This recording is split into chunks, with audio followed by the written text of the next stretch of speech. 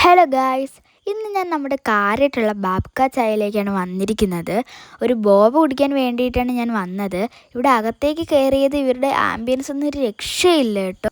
കാര്യമായിട്ട് ഇത്രയും നല്ല ആംബിയൻസ് ഉള്ള വേറെ ഒരു കഫേ ഇല്ലെന്ന് തന്നെ പറയാം. ഇവിടെ നമ്മൾ കയറി വരുമ്പോൾ തന്നെ മഴ പെയ്യുന്ന പോലെയൊക്കെ ഇവർ വെള്ളം സ്പ്രേ ചെയ്യുന്ന ഒരു കാര്യം ചെയ്ത് വെച്ചിട്ടുണ്ട്. അതെനിക്ക് ഭയങ്കരമായിട്ട് ഇഷ്ടപ്പെട്ടു. പിന്നെ അവരുടെ ലൈറ്റ്സും ആംബിയൻസൊക്കെ നല്ല അടിപൊളിയായിരുന്നു.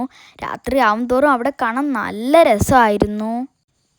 ബോബ നമ്മൾ ബ്ലൂബെറിയാണ് പറഞ്ഞിട്ടുണ്ടായിരുന്നത്. ഒപ്പം 2 റോളും പഫ്സും കൂടി പറഞ്ഞിട്ടുണ്ടായിരുന്നു.